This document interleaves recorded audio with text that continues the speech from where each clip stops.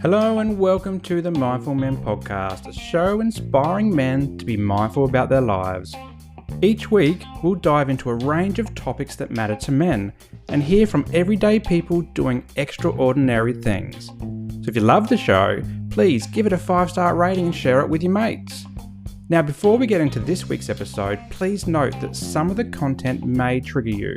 And if this happens, please reach out to your support networks. It's really important.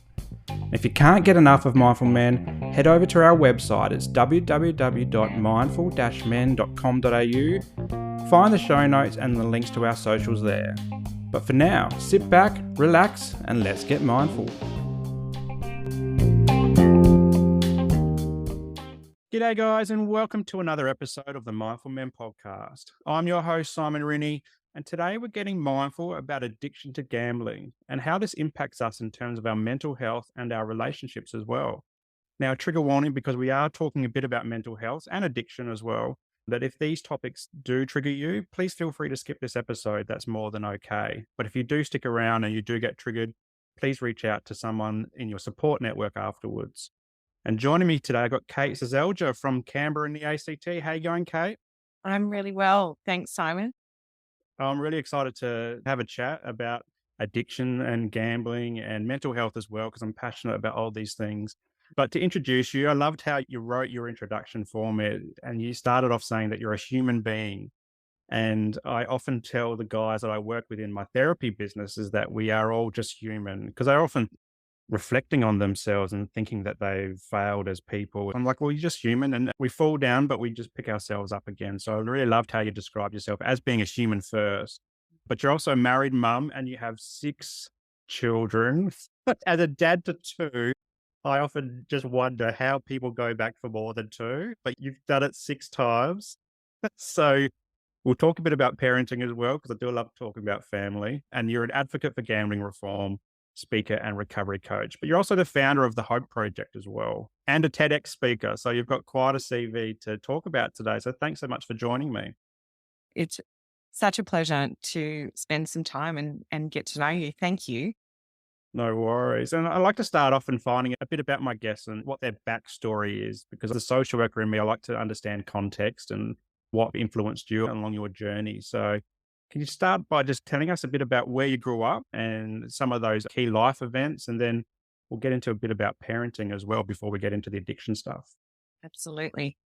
Well, I grew up in Sydney and one of 7. That's why I love the fact that I have 6 children. I loved being in a big family.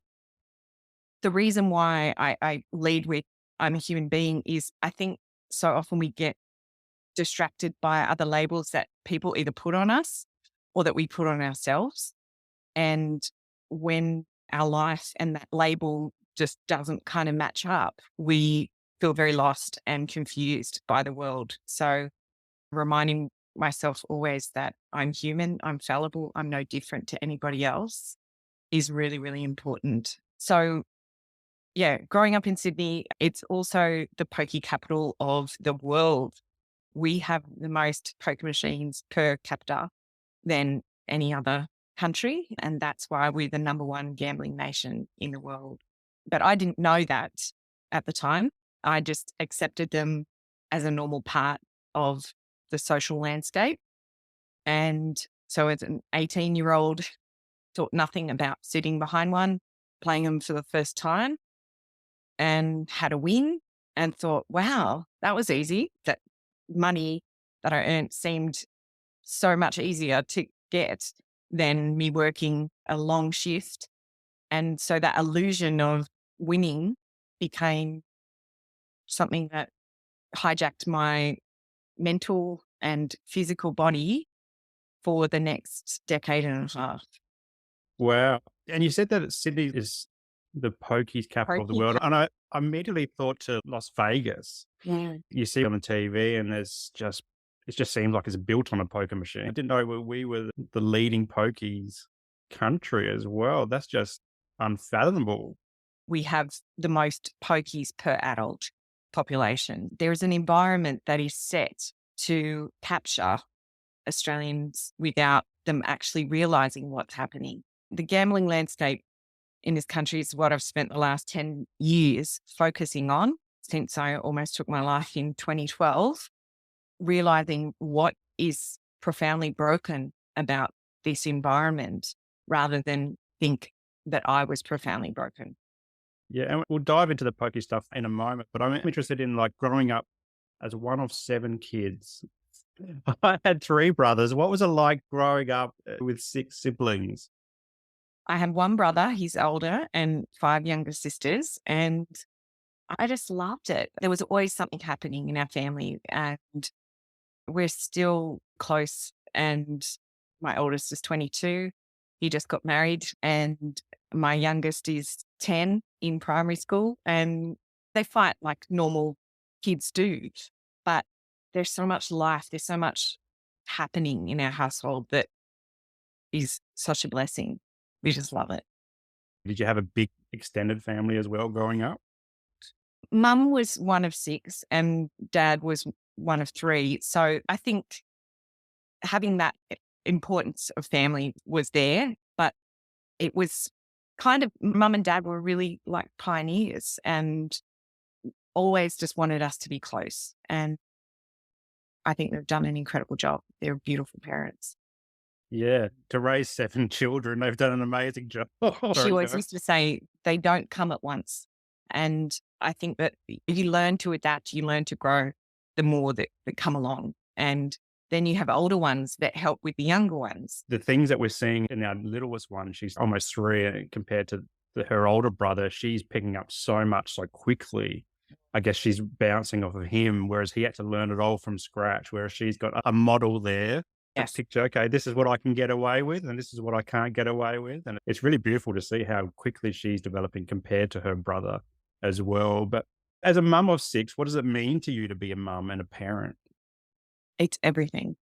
I knew I wanted to have a large family and I ended up having to have C-sections, which initially kind of blindsided me. And I remember vividly after laboring for 24 hours and then having a C-section, saying to my husband, well, enjoy him because I'm never doing that again. Then that desire to have a large family outweighed the pain that I knew I was going to have to go through to have them. And I look at them and they're just so different and so unique and so special in their own ways that that delight just far outweighs any of that pain that I knew I had to go through to have them. Yeah. Is there any standout moments that you've got with your kids? You've just had the wedding of your son. Is there anything else that sticks to mind? Like, oh, I love that moment, or that was a nice, fond memory? Oh, there's just too many to think about. It's special moments just with each individual, just celebrating their successes, their wins. My daughter just finished Year 12. She was just so proud at the effort that she just put in and graduated. My second child has just completed second year uni. She went on a mission trip, understanding the highlights and really just living in those moments, but also having that open communication for when things aren't going so well and making sure that I'm the port of call for them to be that safe place for when things aren't okay, that we're not just here cheering them on in the good times, but we're here to help them through whatever struggles they go through.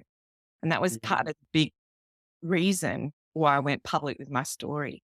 I wanted to step out completely of that shadow of shame that had almost killed me and not be owned by the mistakes that I had made, but to really learn through them and make it a safe place for others to connect to me authentically rather than me just plaster on a facade and pretend to be perfect when that's not achievable for anybody. So I thought, how can I expect my kids to learn through their mistakes if I'm not even modeling that?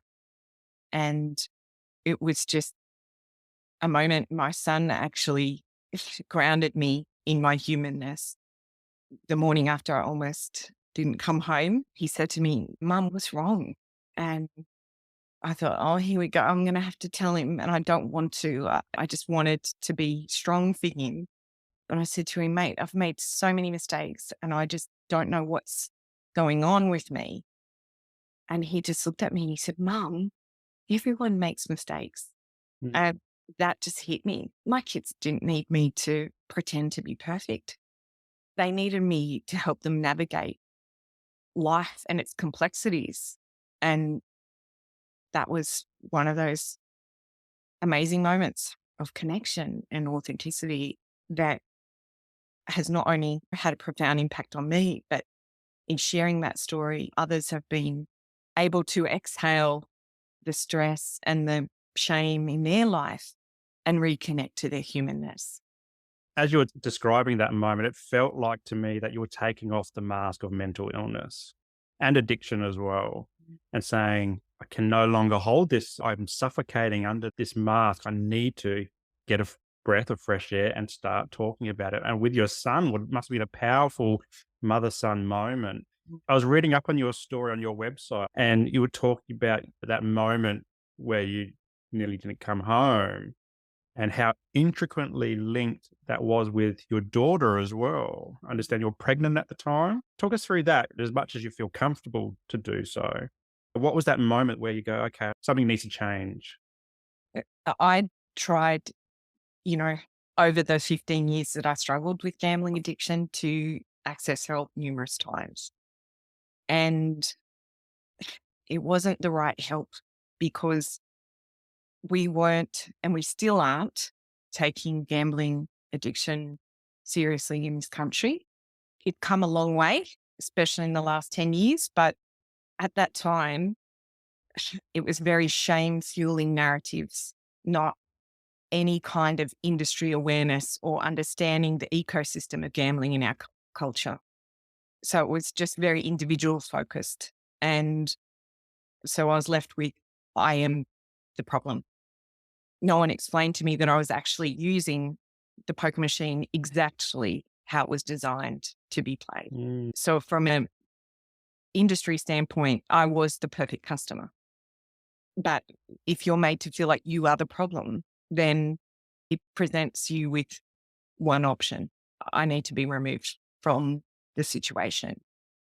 And I was so fortunate to be pregnant with our sixth child. I had prayed for her in really wanting to have a sixth child and was elated during that pregnancy. And then that moment of, I just can't be on this roller coaster anymore. I'm so physically, mentally exhausted from not understanding what was going on with my mind and body. And so I sat there after putting the last money I had access to into a pokey and trying to figure out how to take my life and not hers. And I couldn't think of how to do that. So I finally answered my phone. It had been ringing for hours, people trying to find me, but I had no words left. Nothing made sense. And I look back on myself at that point with compassion now because I felt so profoundly misunderstood. Like there had to be something that I'd missed.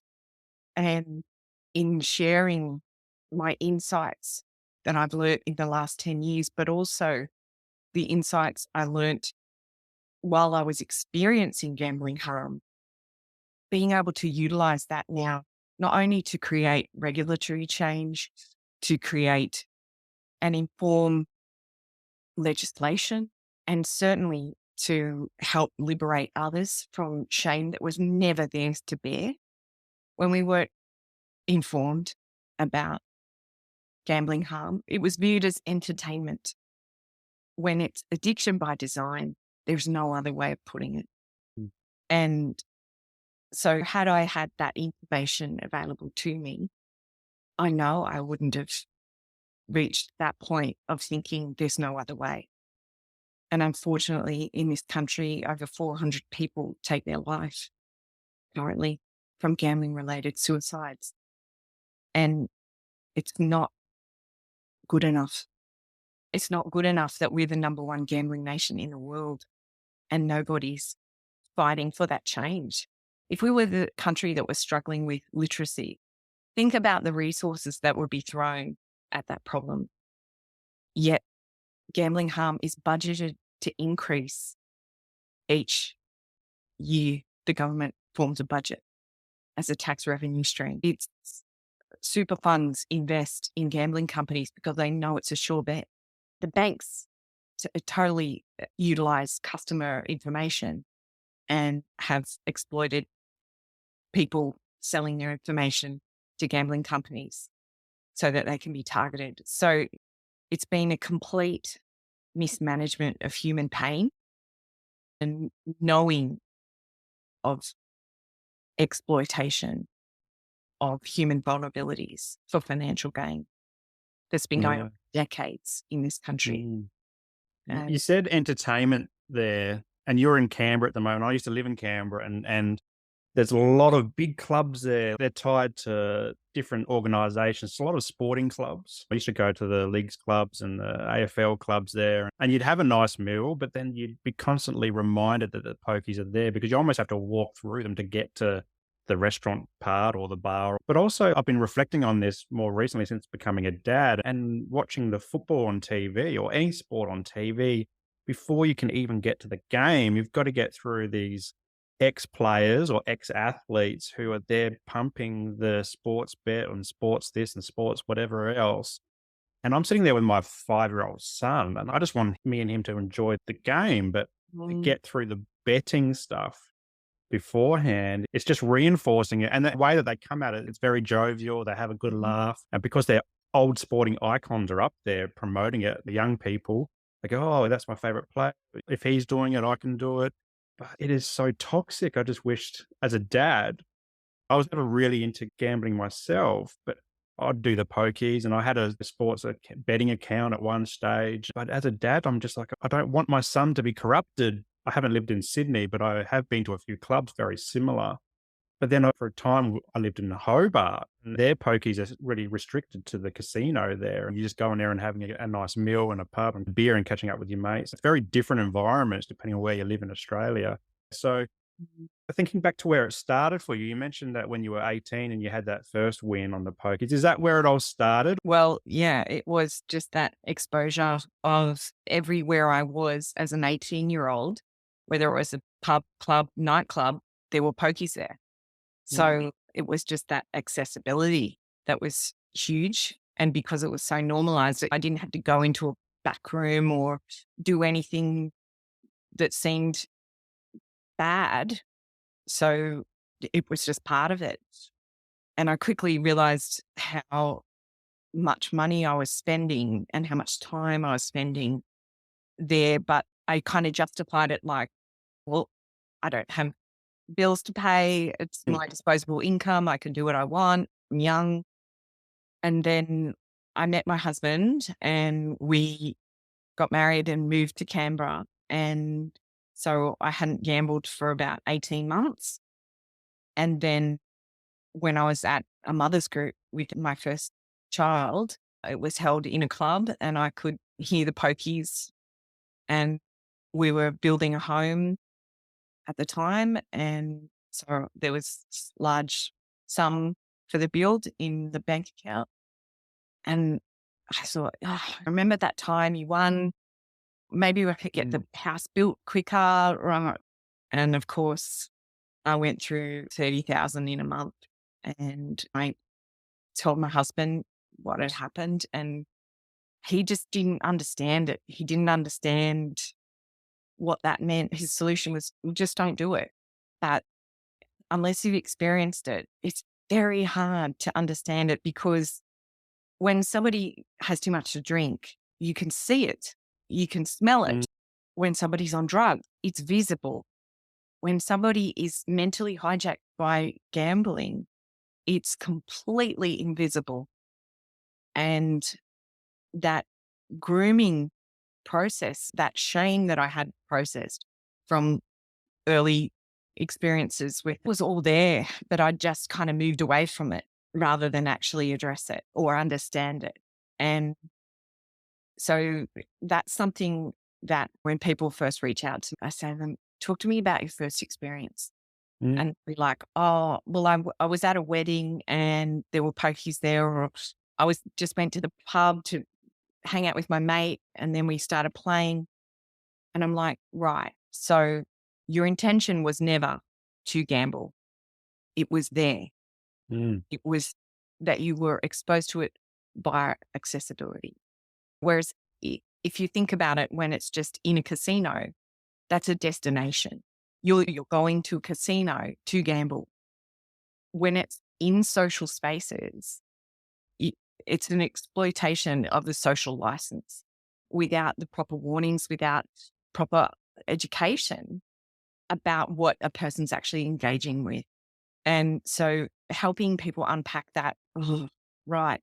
So, like, I didn't ever have an intention. No one wakes up and goes, you know what, today I'm going to go out and get a gambling addiction. It doesn't happen, but it creeps up on an individual without knowing how they're being manipulated. Now, whereas where land-based gambling exploits human vulnerabilities by having features like losses disguised as wins. So say you bet $5, the lights and sounds will go like you've won, but it's only $2. So it mm. celebrates you losing $3 in a way that's registered in your brain as a win.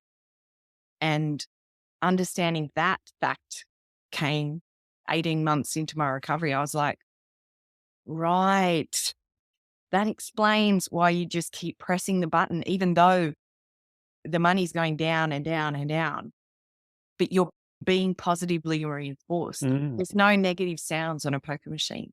There's no boom, boom. It's all sounds of coins and positive sounds. So understanding how you're being mentally hijacked is so important at liberating a person from that personal shame. Absolutely. And I can just picture being in those environments. It's not just your machine, it's all the other machines around you. So you're constantly hearing these what seem like waterfalls of gold. So you get excited and then you might start hunting around different machines. I've done it myself where I go, oh, this one's feeling lucky today. It's the sensory stuff that invokes the need sometimes to continue.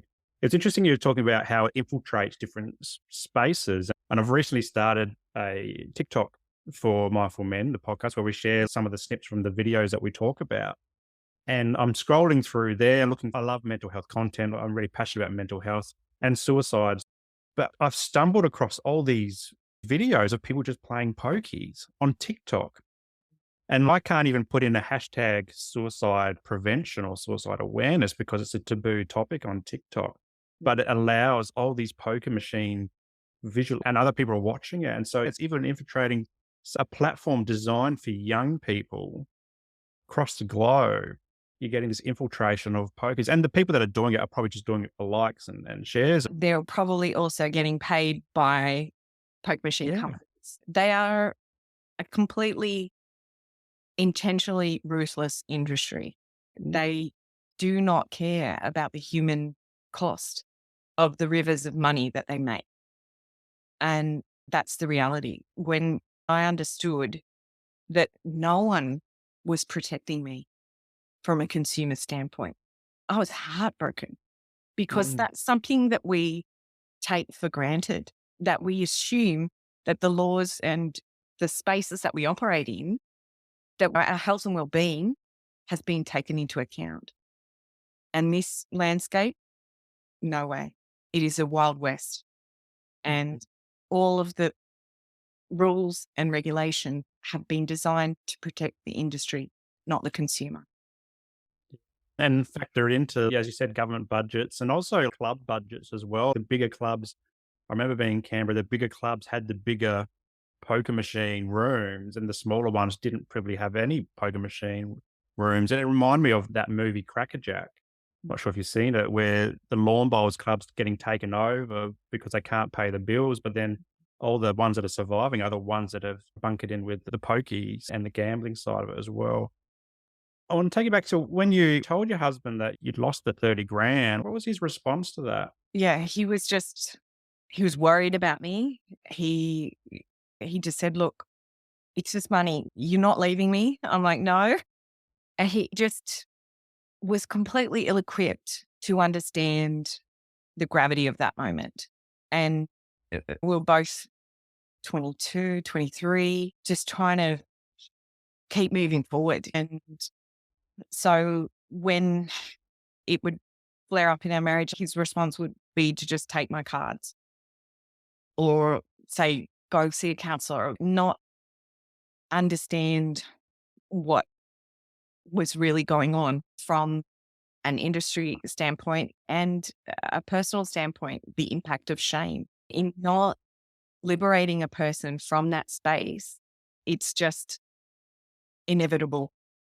Unfortunately, that's why I'm so passionate about not only giving people access to be able to speak about their lived experience, but if we don't help liberate them out of that space of shame, if they're just merely sharing their story and being trapped by that experience, it still owns them.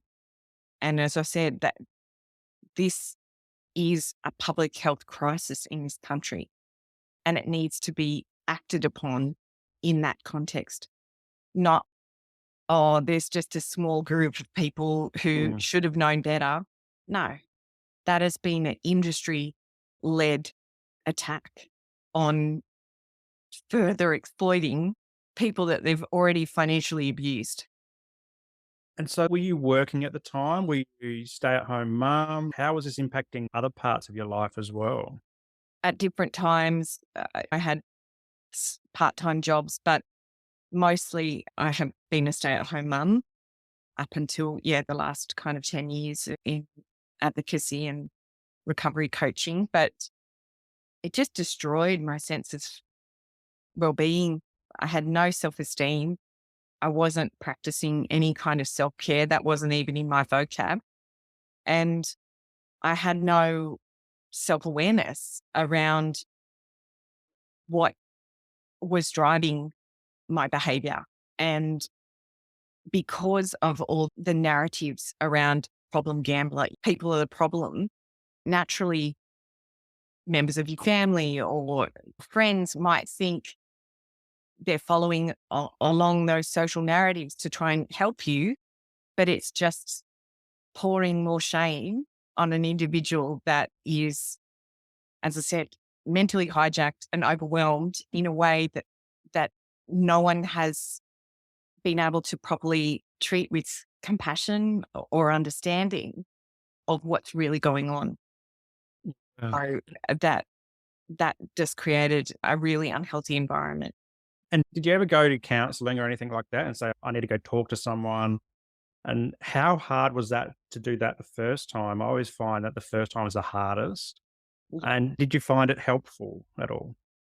The first time I rang a lifeline was in 2003, and I got told, just don't wear shoes. If you don't wear shoes, you won't be able to get into a venue.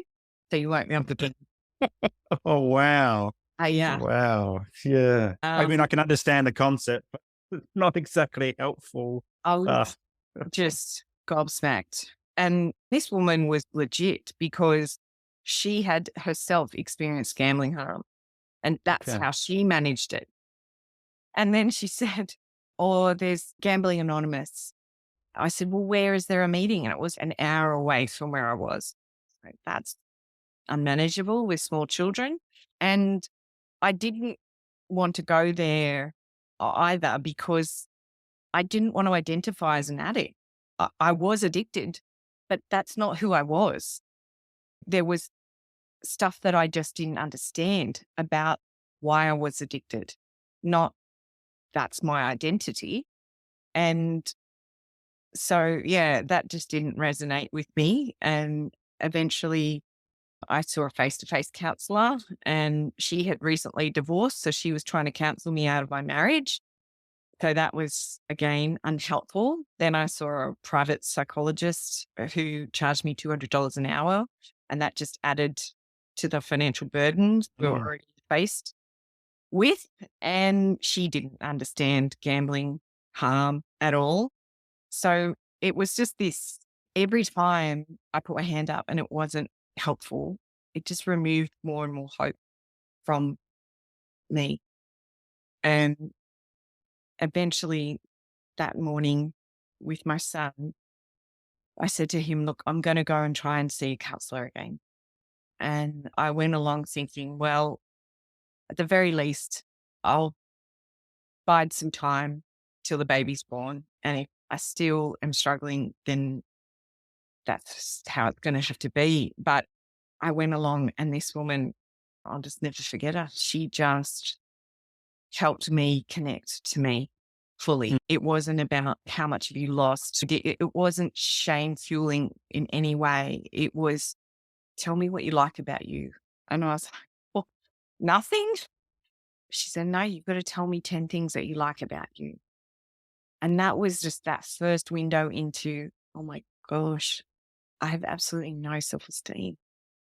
I had lost sight of who I was a long time ago. And I'd been trying to go backwards. I'd been trying to go back to my 18-year-old self and never, ever going near a poker machine. But I couldn't do that. And it just felt like else was for naught. And by connecting back to me, probably for the first time, not a reconnection, but an actual initial connection to me was established. And that was so, so important at building that foundation of, okay, how can I grow from here? How can I use what I'd experienced to not only help myself, but help others and have that focus of it not being a wasted experience, but something that I know I experienced because I was meant to change it. Yeah, you talked on a few things there around the shame. There's a lot of obviously shame in the mental health and addiction space, and particularly around things like Gamblers Anonymous, Narcotics Anonymous, Alcoholics Anonymous, because you see them in the media as portrayed as the degenerates of society. Have to get into a circle and then go on a step program to recover. In the movies, they often go back and they relapse and all that. And there is that lot of shame that's perpetuated by the media and it's reinforced. I mean, I grew up in the 80s and 90s, and so there was a lot of shame around men talking about mental health. There was a lot of, we don't talk about that. Men need to be tough and harden up and so forth. And I think when you narrow it down to gambling, alcoholism, taking drugs, there's a lot of that as well. And it's not necessarily male specific as well. It's female too. But then you also touched on the challenges of finding the right help. Mm, And first of all, is finding something that was in your location. And then it was finding someone who actually understood what you were going through and wasn't there to continue the shame process, but was actually there to help you reconnect with that inner person in you that was good and mm, dig out all those 10 things that you do like about yourself, which can be really hard to do. And I do this a lot in my work with in Mindful Men, is reconnecting the guys with the values. And it's not so much about what they've done, it's actually about how we can help them just blossom into the flower or tree or whatever they want to blossom into mm, as well. And it sounds like this person, and I hear a lot of these stories, and I've had my own stories like this, where you finally find out someone who gets you mm. and can help you grow as well. It must have been relieving to be able to do that and have that connection with that psychologist or a counselor. She was a counsellor with Mission Australia at the time. And as part of the government's commitment to try and mop up the mess that they've made, gambling services are free. There are ones that you can pay for, but in most states and communities, there should be access to free financial counselling and free face-to-face or online counselling. But as I said, a decade ago, it was only in its early stages Mm. of being the helpful resources that it is today. So yeah, she was a real pioneer in that space. And she saw me speak recently and she reached out on social media. She goes, I knew you would do something great with your story. And I was like, oh my gosh. She was incredible at helping me be okay with my humanness and not waste time on looking back and the Mm, mistakes, but learn through them, grow through them, and realize the power in using that information to change the landscape. yeah. Because we're not just supposed to experience things in isolation and then go off and be okay by ourselves. We're a community. We're meant to fight for others that we know. It's like when you swerve really wide around a pothole so that you're warning the car behind, hey, there's something here that you need to be aware of so you don't fall in that hole. And Mm, that's why I'm passionate about helping to reform the space, because it was and still is an unsafe environment for human beings to be in. It's not mm, harmless entertainment. It's not okay that it's been normalized and fed to our children. It's part of our culture. Sport is completely different from gambling. They shouldn't have ever been married. mm, And it's completely unhealthy, not only for those viewing it, but for the players themselves. I've spoken to many professional players who cop abuse from people because their bet didn't come off, that they didn't make a kick that they thought they were going to, or whatever. And they're living with that constant pressure of not only trying to be there to support the team and have that team, but they're copying this financial strain of others because of the sport gambling mm. relationship. What did recovery look like after that for you in the coming years as well? What's some of the things that worked for you, really helped you to move away from this addiction? So there were a couple of elements to that. I started seeing her initially probably twice a week for the first couple of weeks, just so that I felt like I had that support and that compassion, that encouragement. And then that tapered off to once every couple of weeks. I also went along to a smart recovery group that met once a week. And that was the first time I was in a room with others that had experienced things like I had experienced. And there's real power in that learning and that sharing Mm, of experiences. And being part of that group was what led me to 18 months into that experience.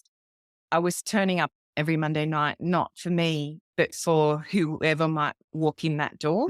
And then one of the counselors said, "Why don't you train to be a smart recovery coach?" And I was like, "Oh, I hadn't thought of that."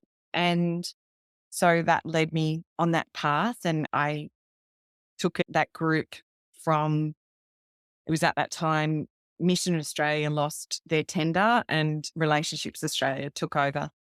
And so I helped transition the group over to Relationships Australia. But I was sitting there again on a Monday night, waiting for people whose lives had already been imploded to walk through the door. And I thought, no, I've got to go further back upstream to try and stop mm, this damage from happening to people. It's not okay. And that was when I decided to go public with my story and be a lived experience speaker. And then I started taking on roles in advocacy to inform government roundtables and things like that, because there was no lived experience voice being heard at that table. And when I'm not there, the industry can say and do whatever they want. And everyone's polite about it, just accepting whatever they want instead of what is actually important for consumer well-being. And so I realized very quickly that I needed to be more active in that space and look for more opportunities to be that voice where there wasn't one. And yeah, it just kind of grew from that. And then I trained to be a recovery coach. And I have had the deep pleasure of walking with people through the darkest moments of their life and helping them to connect with their humanness and be okay with the fact that, yeah, mistakes have happened, but that's not who you are. And how can you utilize what you've actually learned through those experiences to transform that space, whether it be in a drinking, drugs, whatever the person's going through, to transform that space, their workplace, their friendship group, their family into a more healthy well-being environment. Yeah. There's huge value in the lived experience and sharing lived experiences, and both from your very public sharing of your story on this podcast and the TEDx talks and all the other talks that you've done, but also in those group moments as well, with those initial moments. I'm wondering, does gambling addiction discriminate? What are the kinds of people that would walk through the door? Would they be mums, dads, professionals? What's the kind of demographic that you were seeing in the people that you've worked with? Mm. Yeah, gambling does not discriminate. It covers all cultures, all age groups. Basically, Australians are vulnerable by default because of the gambling environment that we live in and accept as normal in our current state. So people are attracted to it in a variety of ways. And the online space is even more predatory than the land based. As land based exploits social spaces, the online space does not discriminate in any way, shape, or form.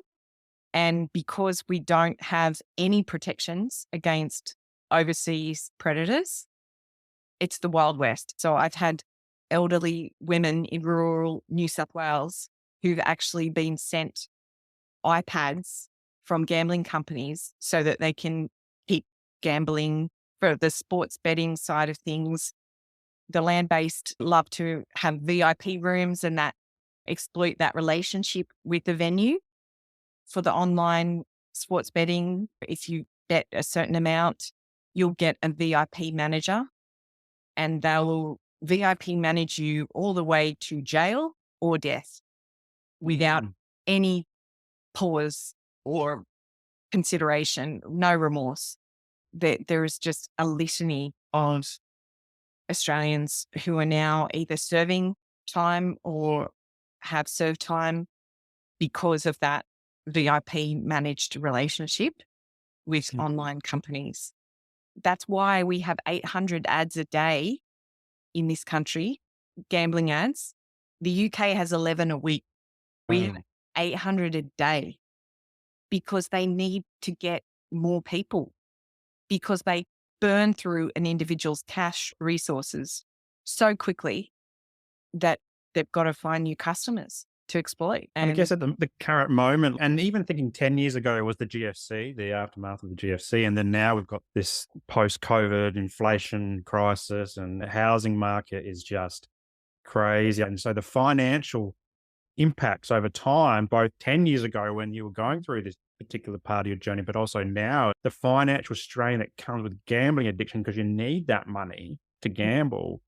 You had access to 30 grand from building a house. Other people could be their pension, choosing between a pokey machine and putting the lights on at home. I can imagine that'd be absolutely distressing for some of the people that you work with. definitely, people exploit a whole variety of the payday loans. That's why there's a multitude of them these days. When I first was experiencing gambling, I was sent credit cards in the mail. Just activate it. You're good to go. Because the banks knew, because there's certain codes that register that their customer is gambling, whether it be accessing cash in gambling venues. So they're just like, yep, let's just green light this all the way to the bank. Yeah. So when I was at the end of my gambling, I'd accumulated $80,000 worth of credit cards. And the financial counselor that helped us get back in control of our finances was absolutely heaven sent because Mm. we didn't know how to manage it all. We thought we were going to have to declare bankruptcy, and it was an extremely stressful time. But to be able to build new financial goals, bring that transparency to the financial environment that you're trying to exist in is so important to get that support for people to again exit that level of Mm, shame. yeah. You mentioned that you got into advocacy and trying to promote the lived experience of gambling and try to make change happen in gambling reform. Can you tell us a bit about the Hope Project and what you do there and how hard has it been to get people to open the door and listen to your story? Very hard. I think when I first started being a lived experience speaker, what stood out to me was people would come up and say, wow, what you said made sense. But I struggle with drinking, or I struggle with Mm, being a workaholic, or I struggle with online scrolling, or whatever it is. And I thought, wow. I thought initially I would just be trying to create change in the gambling space. But what became pronounced to me was that we'd really lost our way as far as being able to be a sustainable human being, to understand self care, self awareness, and self esteem as being those things that we need to connect with on a day to day basis to operate in a sustainable way.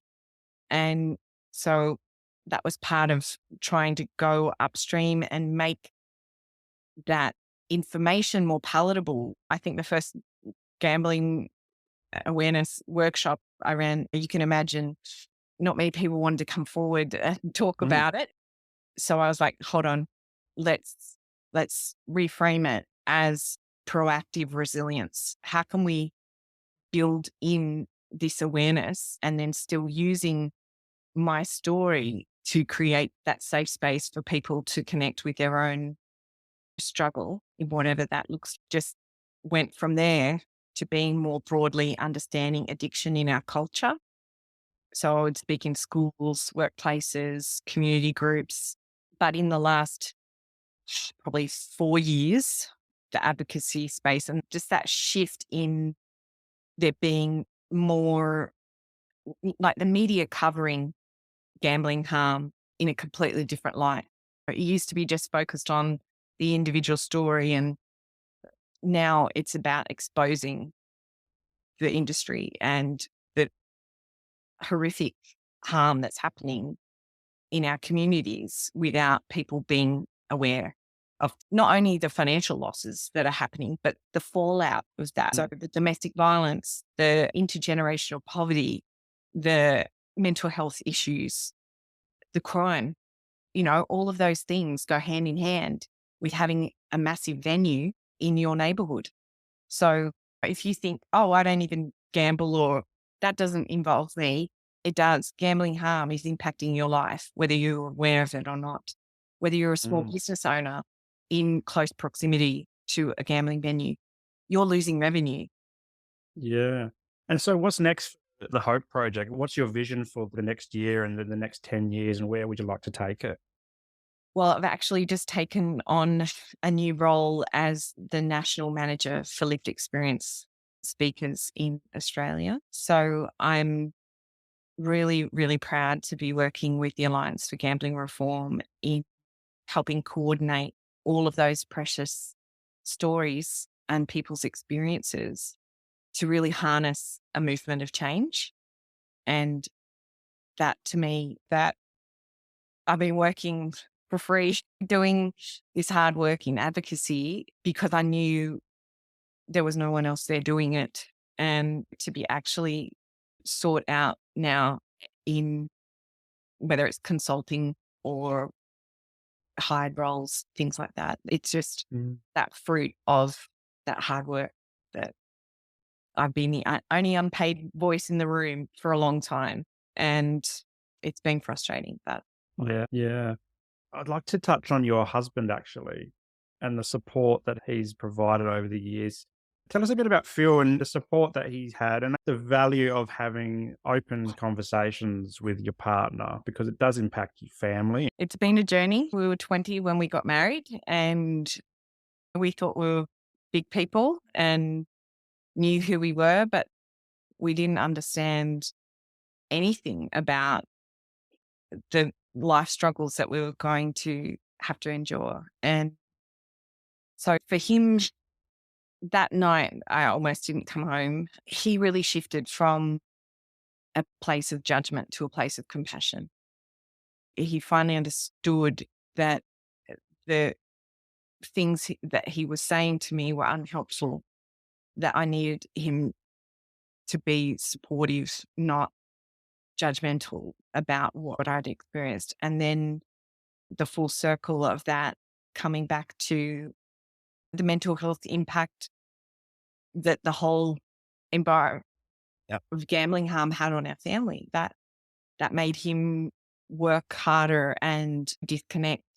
So having to kind of encourage him back to life and back to connection was really, really important. And that came 5 years after my recovery. So it's been a journey, and it's miraculous that we have survived as a married couple. But I think it's that true witness of the vows that you take. It's not just we're here for each other in the good times, but how can we work to improve our lives and then the health of our marriage and see that transform the lives of our children.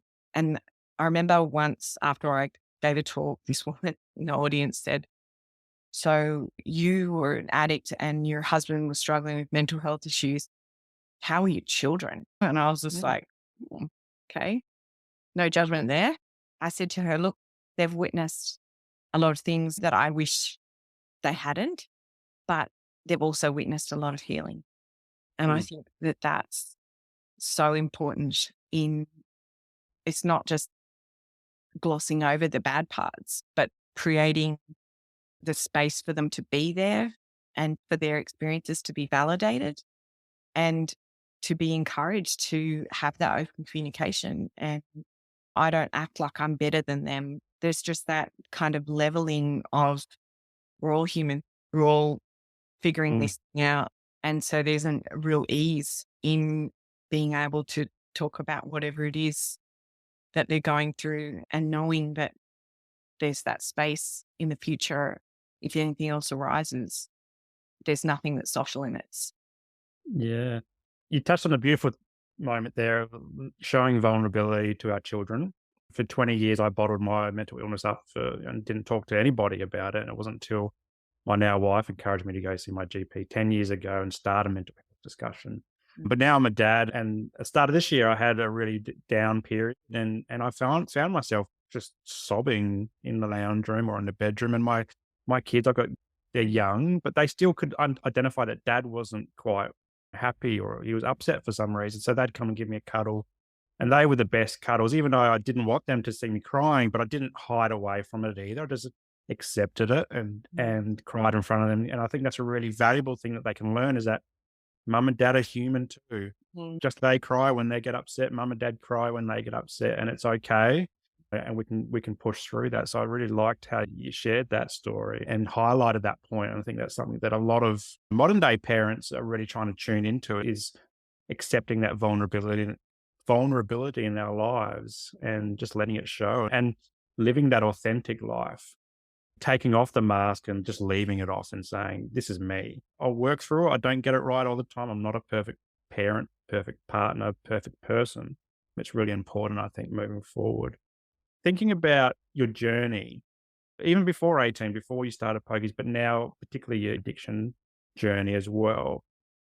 What's something that highlights to you that you've discovered about yourself that you'd like to impart onto some of our listeners in case they might be experiencing an addiction, whether it's gambling or drugs, alcohol, whatever it is, I guess to give them some sort of hope that change is possible and maybe where could they turn to? Is it their GP? Is it a hotline? Is it Mhm. the Hope Project? Is that something you can help with as a recovery coach? Absolutely. I'm happy to connect with people if they want and help guide them into services that may be more suitable. But I think it's really, really important that a person feels seen and heard and validated in their experience. I think often, especially if you try and share your stuff with a loved one, they're just going to try and rush to solutions rather than actually validate your experience. And that can be kind of, it's just an instinct that we do. We just want to rush to solution, solution, solution Mm. without allowing the humanness and the experience, the growth to happen in its own time. So I think it's really, really important that we have those supportive relationships, but to not necessarily look to them as Mm. having the solutions that only you can ever kind of come up with. But in order to access those solutions, you have to feel safe. And Mm. if you're not feeling safe, then it's prolonging that process. So if you're trying to explain to somebody what you're experiencing and they're just going, yes, or, but you're not focusing on the right thing, and the person's just like, you're not getting it, then they're not accessing that place of safety, feeling seen and feeling heard. So that's Yeah. a really important thing. If your counselor, if your GP, if they're not validating your experience, just thank them, go find someone else. And Absolutely. that's step one, feel safe. Then everything else can be built on that. Yeah. I love how you said that because I often say that to the people that I work with, if I'm not suited for you, that's okay. I do the same when I'm looking for a therapist. I'm like, okay, I've got a multiple conditions. So, for example, once for a long time, I was just dealing with depression. Mm. And I never dealt with the OCD that had been around since 8 years old. And so eventually I got to a point where maybe I need to target the OCD in me. So I started hunting around for an OCD specialist. And then it's also about interviewing your psychologist, your GP as well, and saying, "Well, how much experience do you have in this? How much experience do you have in gambling addiction? Do you even know what it is?" Mm. Encourage each other to interview our therapists and GPs as well. Then we can start to hone down and bring down the world of the Mm. support and target it to where we actually need it. But once Yeah. you find that right fit, you hold on to them. Be curious with yourself. Be curious about what else is going on, what other things are at play. But if you just focus on, I am the problem, you're missing all of that information. What's some of the things that you like about yourself now that you've gone through this journey and you're doing this so publicly to help other people? I've always been a hospitable person. And I think that hospitable nature just makes me accessible to people, and seeing that invitation that I don't even have to explicitly say, but just through sharing my story, it just creates that bridge of vulnerability to another Mm. person. I think my humor, just being able to laugh with people, even through tragic circumstances, can be really, really powerful at transforming those spaces. I didn't let gambling harm rob me of me being a mum. That was something that I'd always wanted to be. And I thought that I was unworthy of it. And that was a big reason why, yeah, I almost took my life. But not allowing that to win and being at my son's wedding on the weekend was just everything. So I guess there's so many things that I'm grateful for, but being able to really utilize all of those experiences now to create change is so powerful. I've loved this discussion and how vulnerable you are around your story. And it is a powerful story to go through. And often the ones that are powerful are the ones with a lot of pain and hurt that are involved, but also a lot of triumph and overcoming adversity as well. So you do have an amazing story. So thanks so much for coming on. I really have enjoyed this discussion. But there's one question I've got left that I always ask my guests as well. Doesn't have to be anything to do with what we've talked about today. It's something that you can pay forward, though, to our listeners. And so I always like to know, can you plug something that makes you feel good in the moment? What's something that makes you feel good? Two really quick things. Singing is everything. Just pumping the music in the car. That was one of the key things that helped me get from point A to point B when normally My mind would try and hijack me to take another route and go to a gambling venue. Just staying in the singing of the songs means you're not thinking about other things. So that was one of the things that I employed to keep me on track in the early days. And I still love singing. But I think This Is Us, the series is just beautiful at kind of unpacking lots of different moments in life and how we can approach them. And I think that that's a really, really beautiful series. Awesome. So yeah, Cool. Did you have a go-to song that you used to always sing? I love Dark Horse by Katy Perry. That is my ultimate. I just go crazy on that. And at the moment, it's Beyonce's Cuff It. I love it. So yeah, just songs like that. Awesome. Wonderful. Kate, thanks so much for getting mindful about addiction with me. I really have enjoyed this, and I hope you've enjoyed coming on the show and sharing your story. And I'm sure that our audience would love to tune into this one as well. Where can people find you if they want to find out more information? I will put the links in the show notes for people to access. Facebook and Instagram. I am on Twitter as well. Feel free to email me or Facebook message me if you want me to help connect you with some further support. I'm more than happy to. Wonderful. Thanks so much, Kate. I really enjoyed this. Have a great day. No, it's lovely meeting you, Simon. Thank you for all the work that you do for men.